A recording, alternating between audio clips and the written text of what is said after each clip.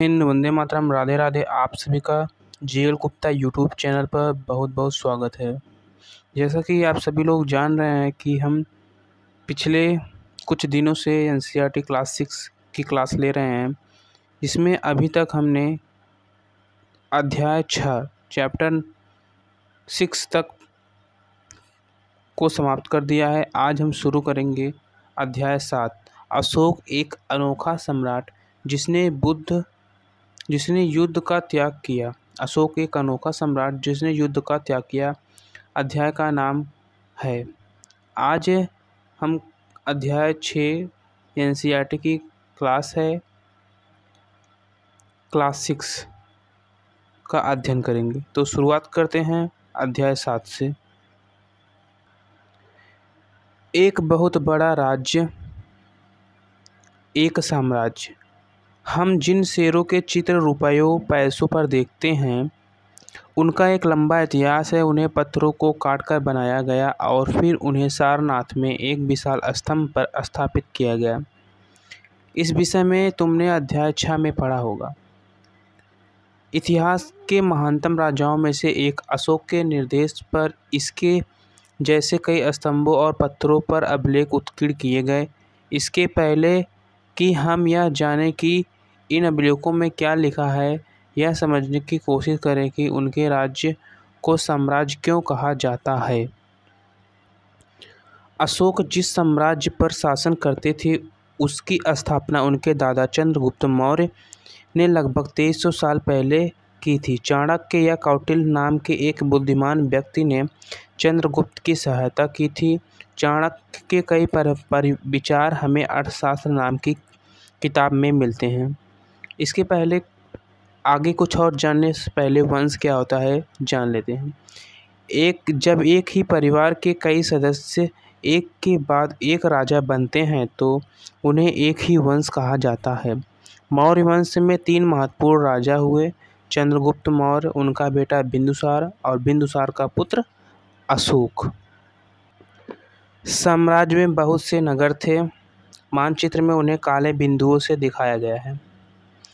इनमें साम्राज्य की राजधानी पाटलिपुत्र, उज्जैन और तक्षशिला जैसे नगर प्रमुख थे। तक्षशिला उत्तर पश्चिम और मध्य एशिया लिए आने जाने का मार्ग था। दूसरी तरफ उज्जैन उत्तरी भारत से दक्षिणी भारत जाने वाले रास्ते में पड़ता था। शायद नगरों में व्यापारी, सरकारी अधिकारी और शिल्पकार रहा करते थे।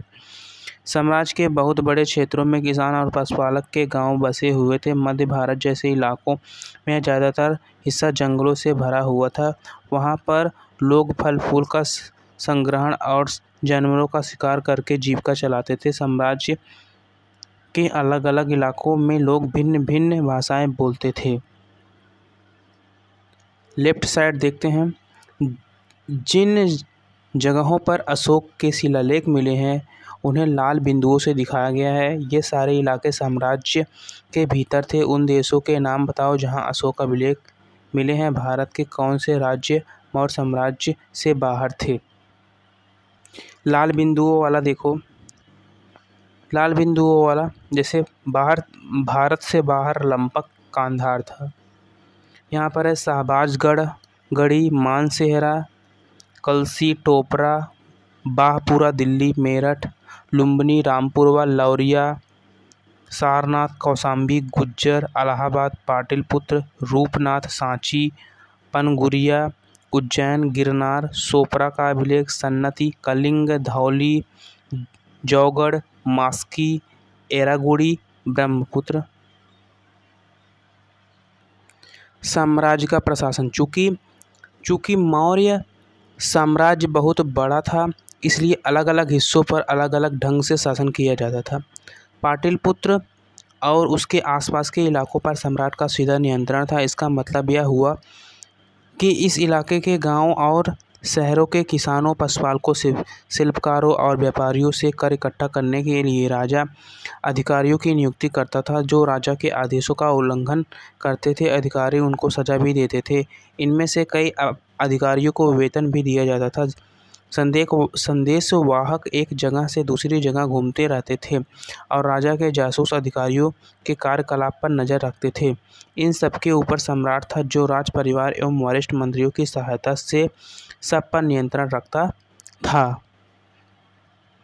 मौर्य साम्राज्य के भीतर कई छोटे क्षेत्र या प्रांत थे। इन पर तक्षशिला या उज्जैन जैसी प्रांतीय राजधानी से शासन किया जाता था। कुछ हद तक पाटलिपुत्र से इन क्षेत्रों पर नियंत्रण रखा जाता था और अक्सर राजकुमारों को वहाँ का राज्यपाल या गवर्नर बनाकर भेजा जाता था। लेकिन ऐसा लगता है कि इन जगहों पर स्थानीय परंपराओं और नियमों को भी माना जाता था। प्रादेशिक केंद्रों के बीच विस्तृत क्षेत्र थे। इनके इलाकों में मौर्य शासक सिर्फ मार्गों और नदियों पर नियंत्रण रखने की कोशिश करते थे, जो कि आवागमन के लिए महत्वपूर्ण थे। और यहाँ से उन्हें जो भी संसाधन कर और भेंट के रूप में मिलते थे उसे इकट्ठा किया जाता था। उदाहरण के लिए अर्थशास्त्र में लिखा गया है कि उत्तर पश्चिम कंबल के लिए दक्षिण भारत सोने और कीमती पत्थरों के लिए प्रसिद्ध था।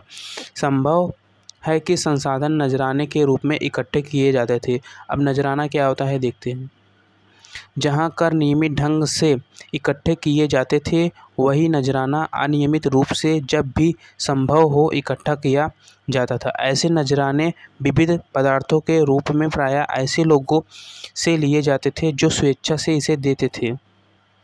अशोक एक अनोखा सम्राट। अशोक मौर्य वंश के सबसे प्रसिद्ध शासक थे। वह ऐसे पहले शासक थे जिन्होंने अभिलेखों द्वारा जनता तक अपने संदेश पहुंचाने की कोशिश की। अशोक के ज़्यादातर अभिलेख प्राकृत भाषा और ब्राह्मी लिपि में हैं।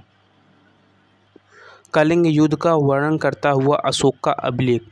एक अभिलेख में कलिंग युद्ध का वर्णन किया गया है, उसके बारे में लिखा गया है। इसको हम पढ़ते हैं। देखिए आप सभी लोग, अपने एक अभिलेख में अशोक ने यह बात कही, राजा बनने के 8 साल बाद मैंने कलिंग विजय की। लगभग 1.5 लाख लोग बंदी बना लिए गए, 1 लाख से भी ज़्यादा लोग मारे गए। इससे मुझे अपार दुख हुआ। क्यों? जब किसी स्वतंत्र देश को जीता जाता है तो लाखों लोग मर जाते हैं और बहुत सारे बंदी बनाए जाते हैं। इसमें ब्राह्मण और श्रमण भी मारे जाते हैं। जो लोग अपने सगे संबंधियों और मित्रों को बहुत प्यार करते हैं तथा दासों और मृतकों के प्रति दयावान होते हैं, वे भी युद्ध में या तो मारे जाते हैं या अपने प्रियजन को खो देते हैं। इसलिए मुझे पश्चाताप हो रहा है। अब मैंने धर्म पालन करने एवं दूसरों को इसकी शिक्षा देने का निश्चय किया है। मैं मानता हूँ कि धर्म के माध्यम से लोगों का दिल जीतना बलपूर्वक विजय पाने से ज़्यादा अच्छा है।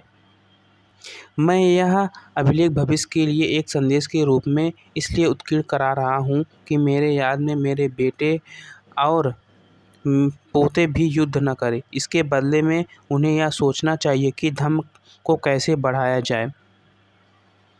धर्म संस्कृत शब्द धर्म का प्राकृतिक रूप है। अशोक का कलिंग युद्ध। कलिंग तटवर्ती उड़ीसा का प्राचीन नाम है। अशोक ने कलिंग को जीतने के लिए एक युद्ध लड़ा, लेकिन युद्ध जनित हिंसा और खून खराबा देखकर उन्हें युद्ध से भी तृष्णा हो गई। उन्होंने निर्णय लिया कि वे भविष्य में कभी युद्ध नहीं करेंगे। अशोक का धर्म क्या था? अशोक के धर्म में किसी देवता की पूजा अथवा किसी कर्मकांड की आवश्यकता नहीं थी।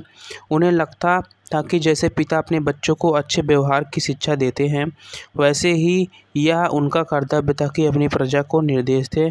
वे बुद्ध के उपदेश से भी प्रेरित हुए थे।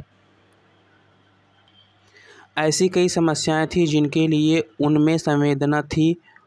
उनके साम्राज्य में अलग अलग धर्मों को मानने वाले लोग थे और इससे कई बार टकराव पैदा हो जाता था। जानवरों की बलि चढ़ाई जाती थी, दासों और नौकरों के साथ क्रूर व्यवहार किया जाता था। इनके अलावा परिवार में व पड़ोसियों के बीच भी झगड़े होते रहते थे। अशोक ने यह महसूस किया कि इन समस्याओं का निदान उनका कर्तव्य है। इसलिए उन्होंने धम्म महामात्य नाम के अधिकारियों की नियुक्ति की, जो जगह जगह जाकर धम्म की शिक्षा देते थे।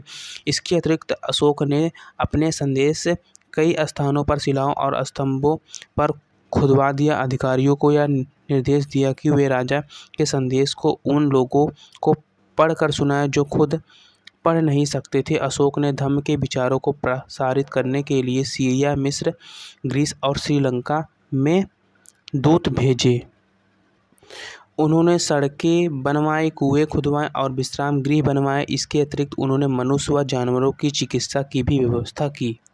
अशोक अपनी प्रजा के लिए अशोक के संदेश। लोग विभिन्न अवसरों पर अनुष्ठान करते हैं। उदाहरण के लिए जब वे बीमार होते हैं तब उनके बच्चों का विवाह होता है, बच्चों के जन्म पर, और जब यात्रा कर शुरू करते हैं तब वे तरह तरह के अनुष्ठान करते हैं।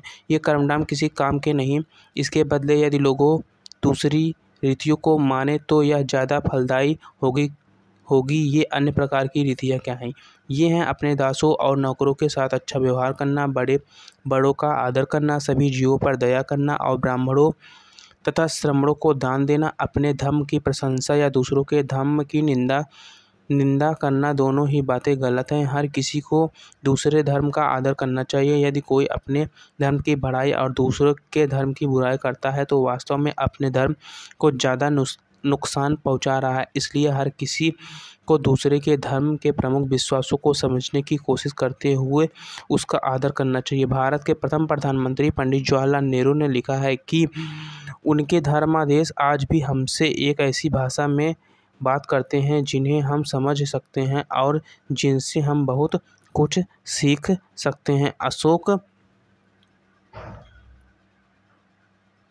अशोक ने धम्म के विचार को दूर दूर तक फैलाने के लिए उन बातों को बताया जो आपके अनुसार आज भी प्रासंगिक हैं। अशोक के संदेश उन हिस्सों को बताओ जो आज भी प्रासंगिक हैं। धन्यवाद।